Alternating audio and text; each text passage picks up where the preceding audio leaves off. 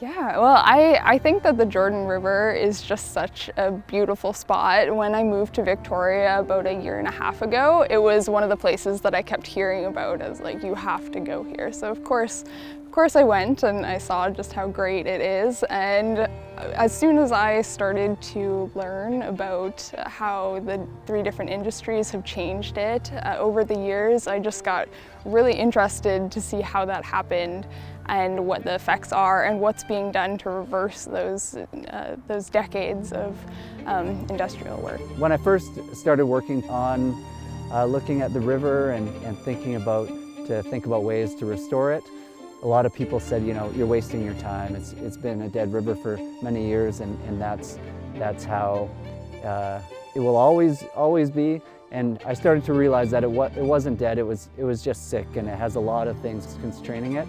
And I think it's really important for me to take care and to do what I can to help improve the state of this sick ecosystem. So there was a mine that contaminated the river and really wiped out the fish populations. And then BC Hydro also has a dam on the river, and that has affected the fish as well and really prevented them from coming back to the levels that they were many years ago. And then the other one is forestry. So my name is Dave Burt. I'm a fisheries biologist based out of Nanaimo. I became involved with the Jordan River in 2005 when I was awarded a 6-year contract to study the fish abundance in the river. So that started me on the Jordan. I began a PhD in geography and planning at the University of Toronto in 2014, focusing on mine waste and mass mine waste contamination. I'm Jolene Rudisella, and I'm a journalist with Capital Daily, and I wrote a story about the Jordan River and its history earlier this year. My name is Mark Lajeunesse. I grew up here, was born here. My family was in the logging industry here. So I first started looking into the Jordan River because I found a map that showed basically all the contaminated mine sites in BC, and I saw that there was one at the Jordan River, and I'd never heard of it before. So I started looking into that, and the more I researched, I just found that there wasn't a ton on that mine that I could find.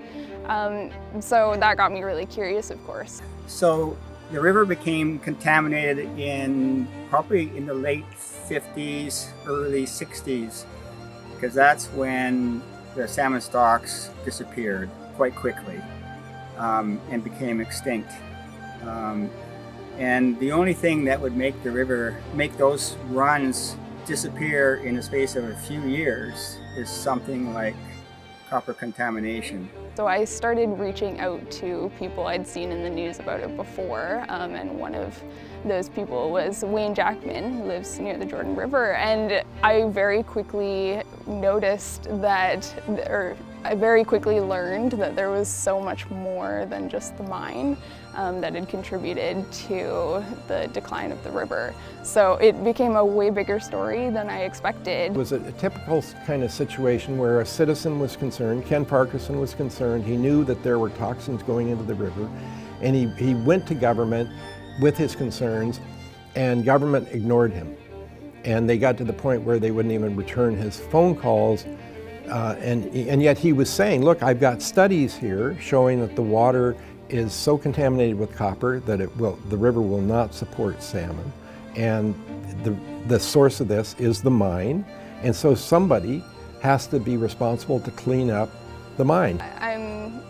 The Jordan River is such an amazing spot, and the fact that there are actual changes that can be done to bring the Jordan River back to how it once was, I think that's super important, and more people should know about that. There are 2 sources of copper. One is from that actual deposit leaching into the river, and the other is that the tunnel, there's water comes down the tunnel from the underground mill room upriver, and that water flows into the main stem as well, and that's also contaminated. So there was actually 2 sources of copper. So that was the start, and the fish numbers went from the average was about 1,500 chum, 750 coho. There was a steelhead run There were analogous sea-run cutthroat trout that came into the river, and in the space of a few years, everything disappeared and the runs became extinct. I would say like one aspect that I see that could bring salmon back is just returning water flows to the old tail race from the old hydro plant. I've talked to locals who used to live here back in the 60s that just tell of the abundance of pink salmon that spawned up that channel.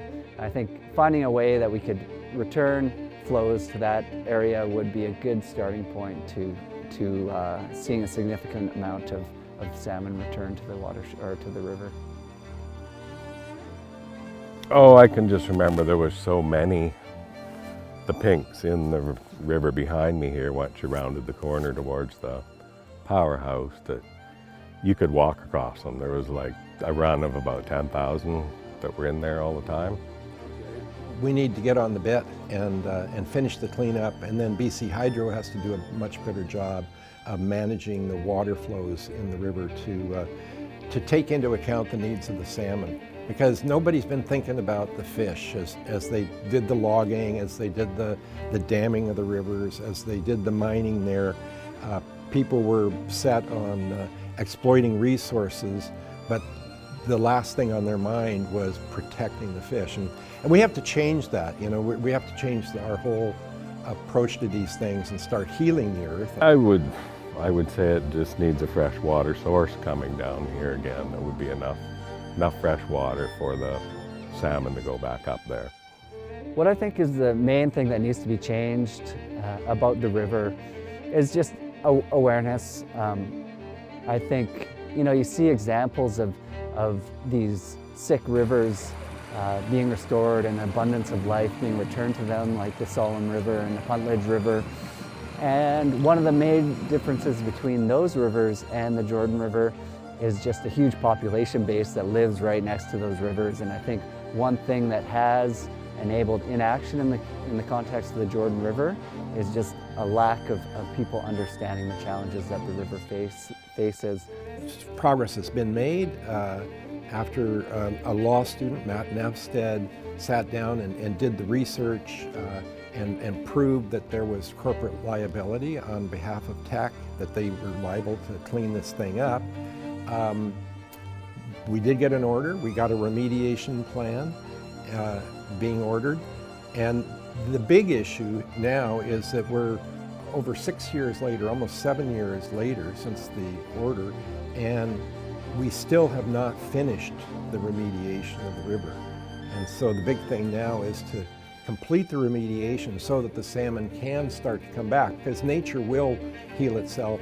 They will come back as long as you're not continuing to poison the water. It's contrary to what you might think, but learning about all the things that constrain this ecosystem has given me hope, because you start to understand that it's not just the written in stone that this place is, or that there's not an abundance of life here, that we do really understand through various studies that have taken place what are constraining the ecosystem and what can be done to bring life back.